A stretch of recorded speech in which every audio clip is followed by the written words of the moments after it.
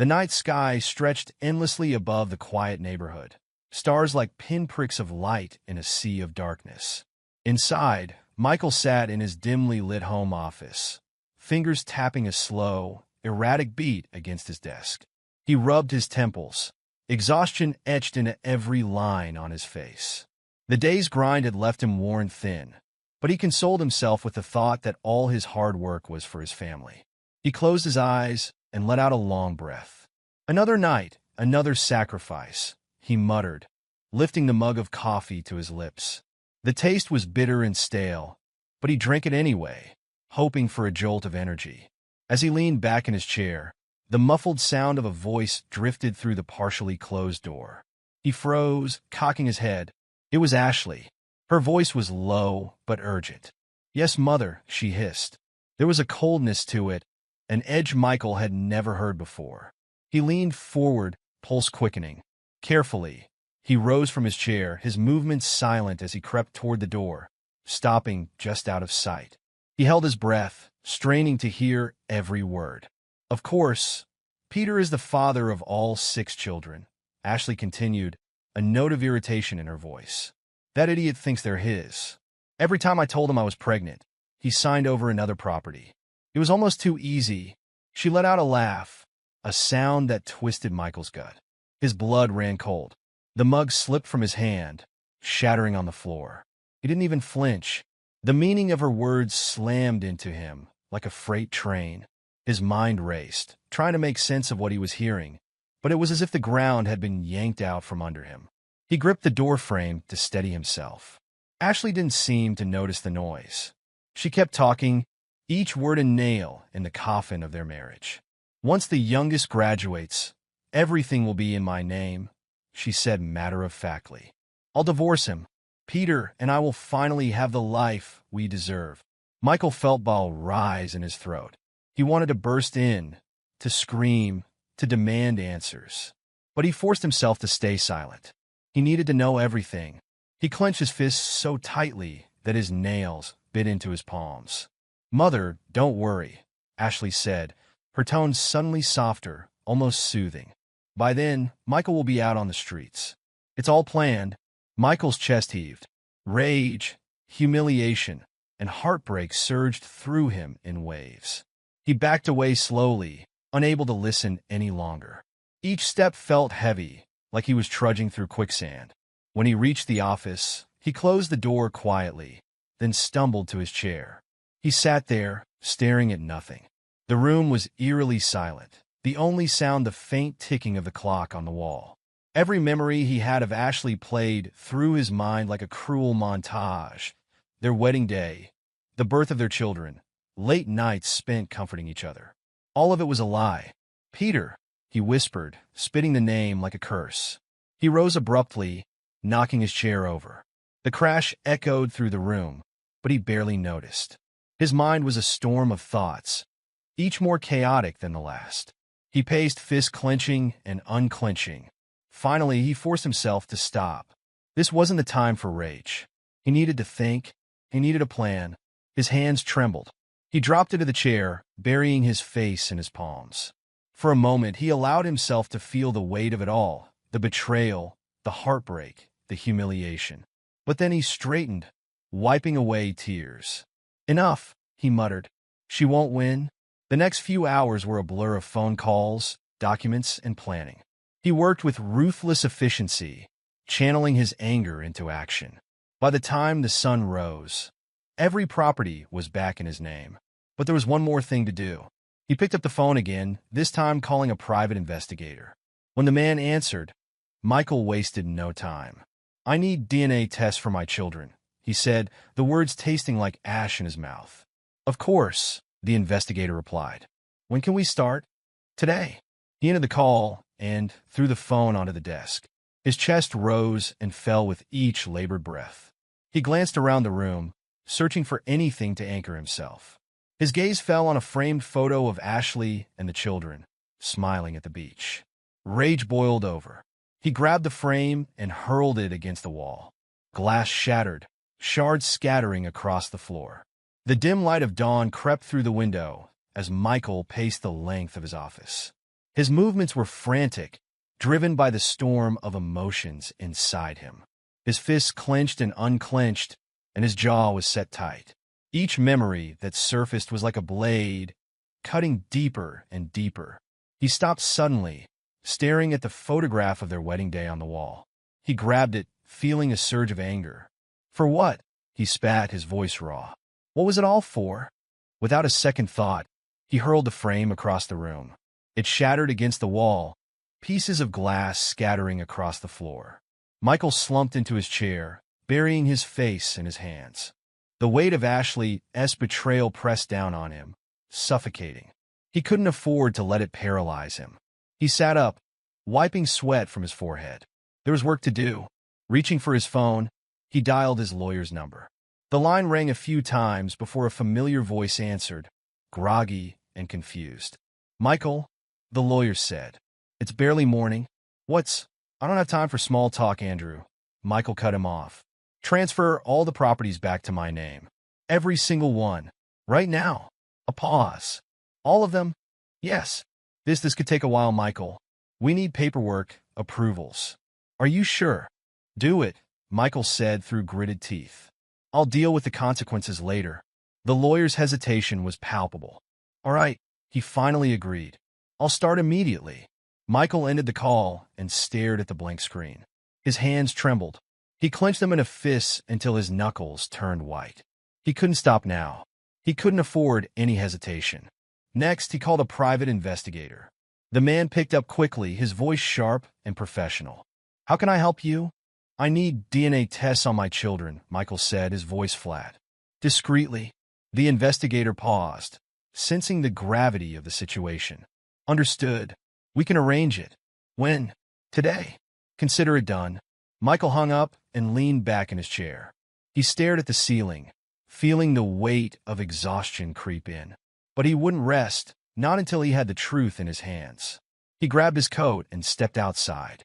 The cool air stung his skin, but it did little to numb the pain inside. The hours crawled by, each second stretching into an eternity. Michael paced, unable to sit still. He replayed every conversation he'd had with Ashley, every moment that now felt tainted. He remembered the tears she'd shed when their children were born, the laughter they'd shared. It had all been a lie. When the investigator called with the DNA results, Michael's hands shook as he reached for the phone. He didn't need to hear the words to know the truth, but he listened anyway. None of the children are biologically yours, the investigator said, his tone carefully neutral. Michael hung up without replying. He stood in the middle of the room, staring at nothing. It was like the world had gone silent. He moved mechanically, gathering the birth certificates and placing them on the bed. He added the DNA results, his hand surprisingly steady. He found a pen and a piece of paper, scrawling a note with deliberate precision. Let's see who belongs to the streets now, bitch. He dropped the note on top of the documents. His eyes scanned the room one last time. This was supposed to be their sanctuary, the place where they raised their children, built their dreams. Now it was nothing but a reminder of betrayal. He picked up a small bag and packed a few essentials. Michael walked to the door, pausing for a moment. He took a deep breath and stepped outside, closing the door softly behind him. He wouldn't look back. The drive away from the house felt surreal. The streets were empty, the city still asleep. Michael's hands gripped the steering wheel tightly.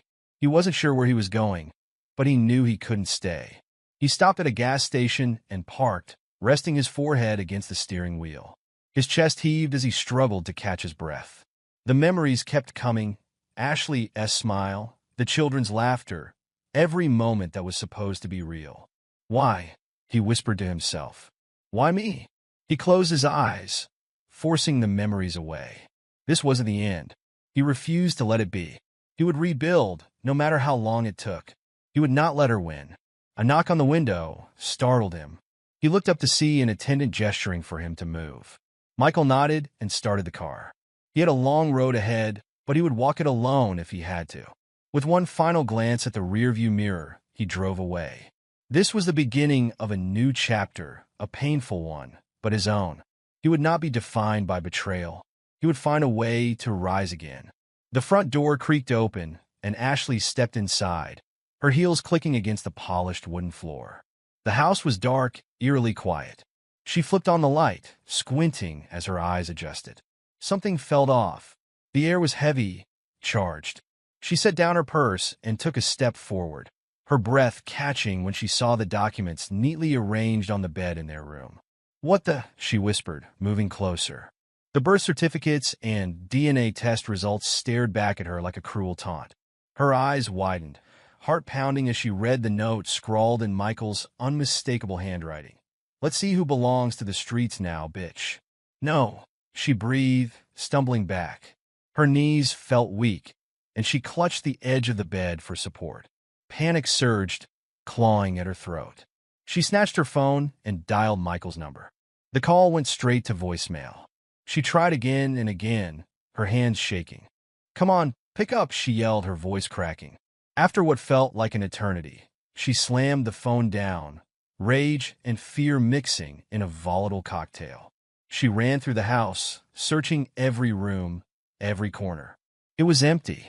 He was gone. "Michael!" she screamed, her voice echoing off the walls. Silence answered her. She collapsed onto the couch, tears streaming down her face. This wasn't happening. It couldn't be. She had always been in control, always 2 steps ahead. How had it come to this? Hours later, she found herself sitting in a dimly lit bar, nursing a glass of wine she barely tasted. She stared into the red liquid, replaying the events of the last few days over and over. The betrayal she'd orchestrated had come full circle. When the door opened and a familiar figure walked in, she felt a flicker of hope. "Peter," she whispered, standing up quickly. He sauntered over, a lazy grin on his face. "You look like hell," he said, sliding into the seat across from her. "Everything's falling apart," she hissed, leaning in close. "Michael knows. He took the properties back. He left." Peter shrugged, swirling the amber liquid in his glass. "So? He'll be back. Men like him don't know how to be alone. He'll come crawling back." "You don't understand," Ashley snapped, her voice rising.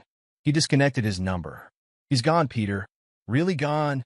Peter leaned back, a smirk playing at the corners of his mouth. "Calm down. You're overreacting." He took a slow sip of his drink, savoring it. "You broke him. He's probably holed up somewhere, licking his wounds. He has nowhere else to go." "Stop saying that." Ashley slammed her hand on the table, drawing a few curious glances from nearby patrons. She lowered her voice, eyes wild. "He's not coming back. You don't know him like I do." Peter's expression darkened. "Then what do you want me to do about it? Chase after him? Beg him to come back?" "I don't know," she shouted, tears streaming down her face again. I didn't think it would be like this." Peter rolled his eyes, clearly annoyed. "You're making a scene?" He leaned in, his voice low and cold. "You knew what you were getting into. Don't act surprised now." For a moment, Ashley stared at him, stunned. She had always believed they were in this together. Now, she saw the truth, the emptiness behind his eyes, the indifference in his tone. She had destroyed her marriage, her family, for this man. And he didn't care. "You bastard," she whispered, the realization sinking in. Peter chuckled, taking another sip of his drink. "What did you expect? Hearts and flowers? Grow up." The weight of his words pressed down on her, suffocating. She stood abruptly, knocking over her glass. Red wine spilled across the table, pooling around Peter's drink. She didn't care. She turned and walked out, the cold night air hitting her like a slap. The next few days were a blur of desperation. Ashley tried everything to track Michael down. She called old friends, visited his office, even drove past places they used to go together. But it was as if he had vanished. She returned home one evening, exhaustion etched into every line of her face. The house felt empty, cold, and unwelcoming. She sank into the couch, staring at the walls that had once held so many memories. A knock at the door jolted her from her thoughts. She rushed to open it, hope flaring briefly before dying. It was her mother, Ashley. Her mother said, stepping inside without waiting for an invitation. "You look terrible." "Thanks for the support," Ashley muttered, closing the door. Her mother's eyes were sharp, assessing. "So it's true. He's gone?" "Yes," Ashley said, sinking back onto the couch. He knows everything. Her mother pursed her lips. You should have been more careful. Not helpful, Ashley snapped. Do you have a plan? Her mother pressed, ignoring the outburst. You can't just sit here and wallow. I don't know, Ashley shouted, burying her face in her hands. I don't know what to do. Her mother sighed, shaking her head. You were always too emotional. This is why I told you to handle things quickly, cleanly. Cleanly? Ashley looked up, eyes blazing. This was your idea too. You pushed me to marry him, to manipulate him. And you agreed. Her mother shot back, voice ice cold. Don't blame me for your choices. The words hung in the air, heavy and suffocating. Ashley turned away, unable to meet her mother's gaze. She had played the game and lost. Now, there was no one left to blame but herself. Late that night, Ashley sat alone, staring at the empty bed. Memories of Michael haunted her. The way he used to smile, the way he believed in her. She had destroyed that trust, and now she was paying the price. The doorbell rang, startling her. She opened it to find Peter, unshaven and reeking of alcohol. You've got some nerve showing up here, she said, her voice flat. He pushed past her, stumbling inside. I'm here, aren't I? That counts for something. It counts for nothing, she said, slamming the door. Peter laughed, a hollow sound. Look at you, so high and mighty. You're nothing without him, and you know it. Get out, Ashley said, her voice trembling. He stepped closer, eyes dark. Or what? Just leave, she whispered, tears streaming down her face. He stared at her for a long moment, then turned and walked out, slamming the door behind him. The sound echoed through the empty house, a reminder of everything she had lost. Ashley sank to the floor, the weight of her choices crashing down around her. She had played the game and lost. Now, all she had left was the silence and the crushing realization that she had destroyed everything worth keeping. The air was crisp and biting as Michael stepped out of the small general store nestled at the base of the mountains. He adjusted the strap on his bag, feeling the weight of his supplies. The solitude of the wilderness had become his sanctuary, a place where he could strip away the layers of betrayal and rediscover himself. His cabin stood deep within the forest, hidden from prying eyes, a place where he could be reborn. The path back to the cabin was rough and winding, but Michael moved with purpose. The months had changed him. The man who once drove luxury cars through bustling city streets now found peace in chopping wood and hiking treacherous trails. His body was leaner, stronger. His mind was sharper, more focused. As he reached the clearing, the cabin came into view, a modest structure, but one he had poured his sweat and determination into renovating. Each plank of wood, each nail hammered, was a step toward rebuilding himself. He pushed open the door and set down his supplies, pausing to glance at a photo of himself taken before the storm of betrayal. He no longer recognized that man. Days turned into weeks. Michael immersed himself in a strict routine. Early morning runs through the dense forest, strength training with weights he fashioned from stones, and hours spent reading legal texts and self-help books. Therapy sessions over spotty internet connections were the hardest. He spoke about the betrayal, about the love that had turned to ash. His therapist, a calm woman with a soft voice, urged him to confront his pain, but not to let it define him. Your anger is justified, Michael, she said during one session. But what do you want to build from it?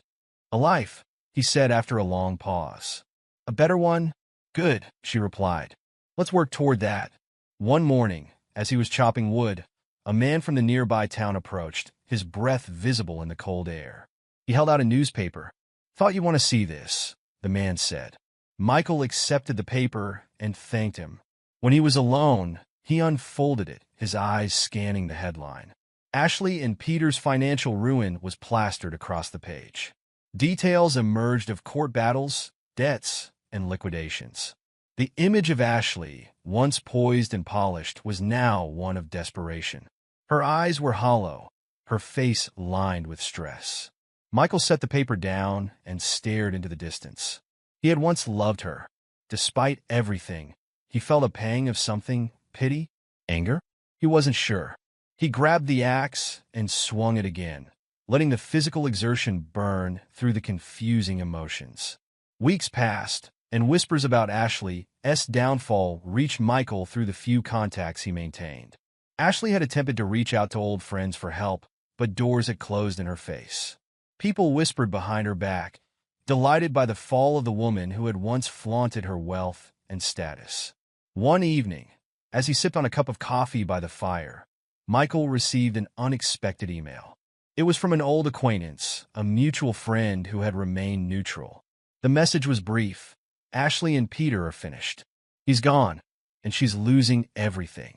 I thought you should know. Michael closed the laptop, his expression unreadable. He didn't feel the rush of satisfaction he'd expected. Instead, there was a dull ache, a reminder of what had been lost. He walked outside, the cold wind biting at his skin. He stared up at the stars, the vastness of the night sky making him feel small and, for the first time in a long time, free. Meanwhile, Ashley's world continued to crumble.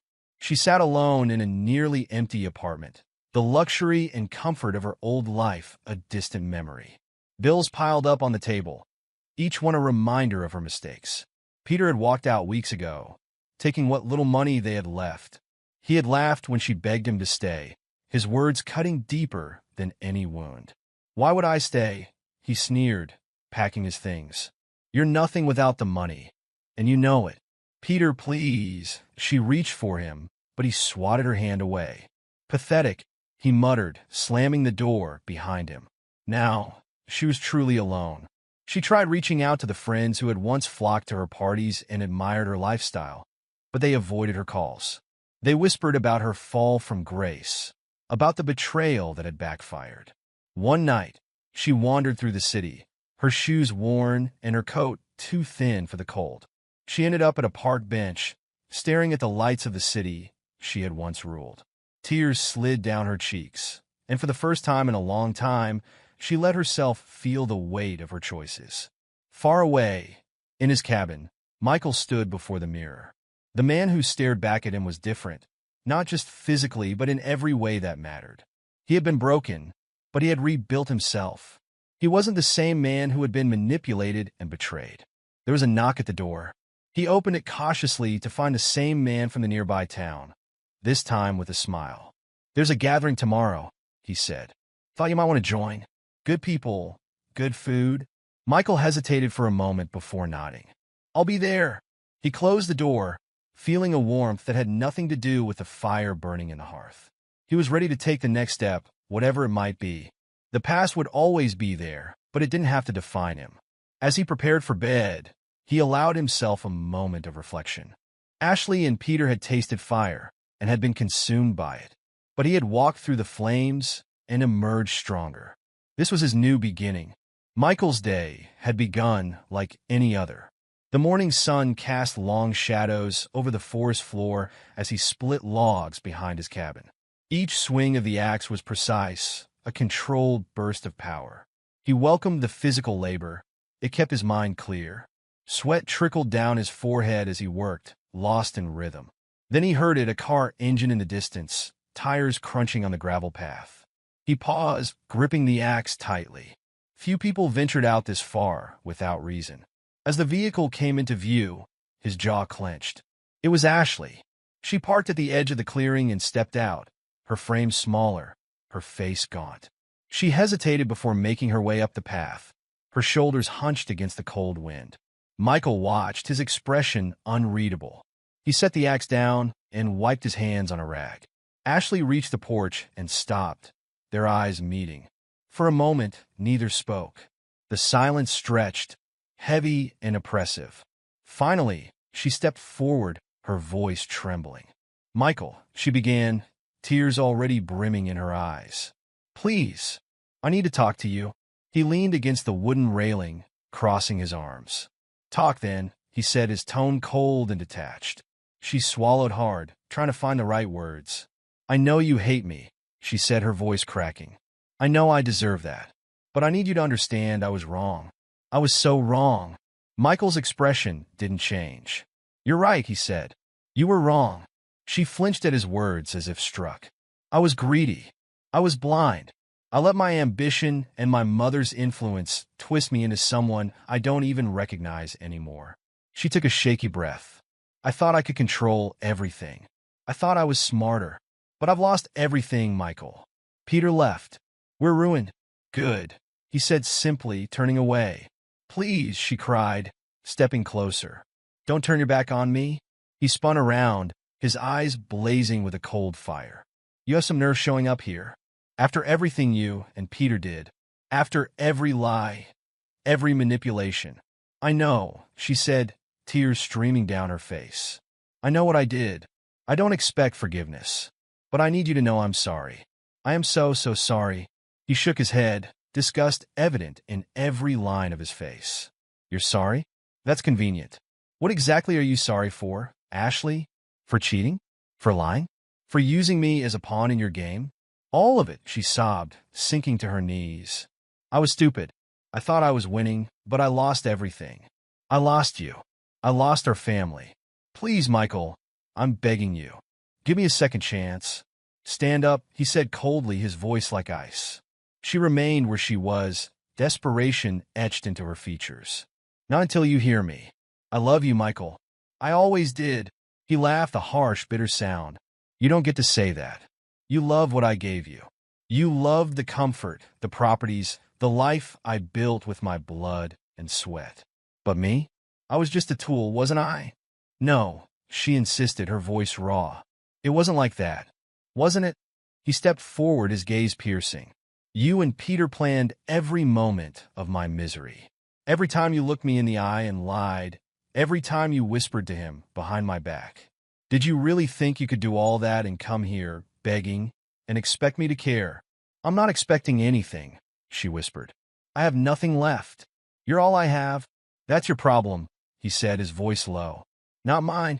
Silence stretched between them, broken only by the wind rustling the trees.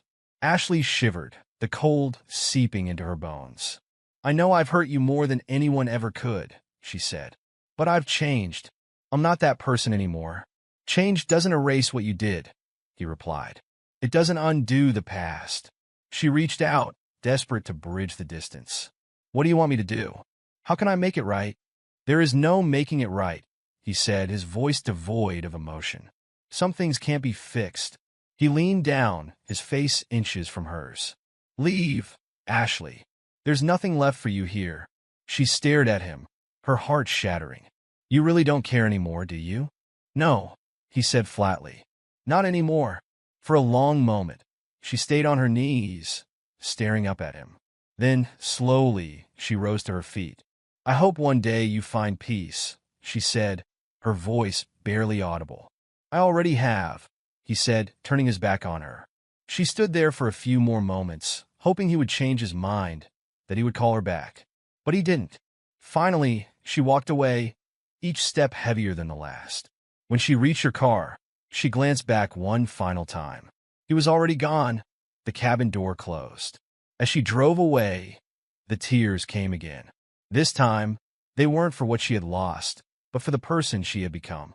She had tried to play with fire, and she had been burned beyond recognition. The years passed with a quiet inevitability, like the changing of the seasons. The mountains around Michael's cabin transformed. Snow melted into streams in the spring. Vibrant leaves painted the landscape in the fall, and winter wrapped the world in a white shroud again. In that place of both stillness and change, Michael found the space he needed to heal. He rarely thought of Ashley or Peter anymore. They were shadows from another life, memories that no longer had power over him.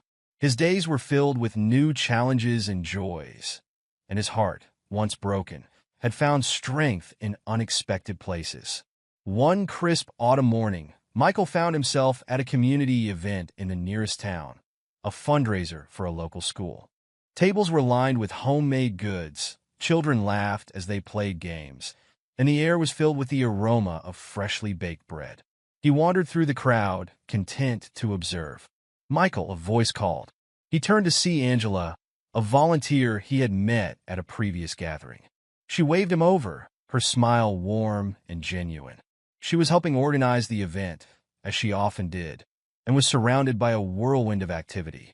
Hey, "Angela," he said, walking over. "You're running this whole thing, aren't you?" She laughed, brushing a loose strand of hair from her face. "Not by choice. Half the volunteers didn't show up." He rolled up his sleeves. "Tell me what needs doing." For the next several hours, they worked side by side. They lifted tables, served food, and even managed a dispute over raffle tickets with a mix of humor and patience. As the sun began to set, Michael found himself smiling more than he had in a long time. When the last of the attendees trickled away, Angela handed him a bottle of water. "Thanks for jumping in," she said, taking a seat beside him on a bench. "I'd have been lost without you." "Glad to help," he replied, feeling a flutter of something he hadn't felt in years. "You've got a gift for this. Organized chaos?" she teased, taking a sip of her water. He laughed. "No, making people feel like they belong." Their eyes met, and for a brief moment, the noise of the world faded. Michael looked away first, uncertain but not unwilling to explore the feeling. Angela didn't push, respecting the boundaries he still kept around himself. But from that day on, their friendship grew, deepening into something neither of them expected but both cherished. Michael's relationship with Angela blossomed over months, built on mutual respect and shared values. She was thoughtful, patient, and fiercely independent, a woman who saw his scars but didn't try to erase them. Instead, she walked beside him as he healed at his own pace. One evening, they sat on the porch of his cabin, watching the stars. A comfortable silence hung between them. Angela broke it, her voice gentle. "You don't talk much about the past." He nodded, staring into the darkness. "Some things are better left behind." "I understand," she said softly. "But if you ever want to share, I'm here." He looked at her, seeing only sincerity in her eyes. Slowly, he began to speak about Ashley, the betrayal, the pain that had nearly consumed him. Angela listened without interruption, her presence steady and unwavering. When he finished, there was no pity in her gaze, only compassion. "You've come so far," she said. "You should be proud." "I don't know if proud is the right word," he replied. "Surviving doesn't always feel like something to celebrate. It is when it leads you here," she said, taking his hand. To this moment, he squeezed her hand, feeling a warmth spread through him. For the first time, he truly believed he could let go of the past, not just push it aside, but release it completely. While Michael built a new life, Ashley's continued to unravel. She moved from one rundown apartment to another, barely scraping by. Job rejections piled up, each one a reminder that her past couldn't be erased. The community she once dominated now treated her with contempt. Her mother had distanced herself, embarrassed by the scandal. One rainy evening, Ashley stood in line at a food bank, clutching a tattered coat around herself. She recognized a few faces from her past life, people who once attended her parties, but they avoided eye contact. She was a ghost of who she'd been, and they preferred not to see her. As she left, a woman bumped into her, knocking the bag of food from her hands. "Watch it," the woman sneered, recognizing her instantly. "You think you're still better than us?" Ashley bit back tears, retrieving her groceries from the wet ground. "I don't," she whispered. "Not anymore." The woman scoffed and walked away. Alone, Ashley trudged through the rain, her footsteps echoing on the empty streets. Every day was a reminder of her choices, the ones that had led her here. She thought of Michael often, of the life they'd had and destroyed. Regret was a constant companion, but it offered no comfort. Peter, too, faced his own reckoning. After abandoning Ashley, he tried to continue his life of schemes and deception, but his luck had run out. A failed investment left him destitute, and he found himself betrayed by a new lover who had learned from his own playbook. One night, in a dingy bar, he stared at his reflection in the cracked mirror behind the counter. The man looking back at him was haggard and defeated. He downed his drink, bitter laughter bubbling up. Karma, he thought, was a relentless hunter. Back in the mountains, Michael and Angela decided to build a garden together. It was a small project, but it symbolized growth and renewal. As they worked side by side, Michael felt lighter. One afternoon, as they planted seedlings, Angela paused and looked at him. Do you ever think about second chances? He considered her question carefully. I used to think they were for other people, he admitted. But maybe we all deserve one. She smiled, brushing dirt from her hands. I think so too.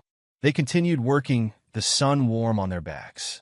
For Michael, the journey had been long and painful, but it had led him here, to a new beginning, with someone who saw him for who he truly was. The past no longer had a hold on him. He had reclaimed his dignity, found love, and most importantly, learned to trust again. As the wind rustled through the trees, he felt at peace. This was his life now, one built on strength, resilience, and hope. And for the first time in a long time, he was truly happy,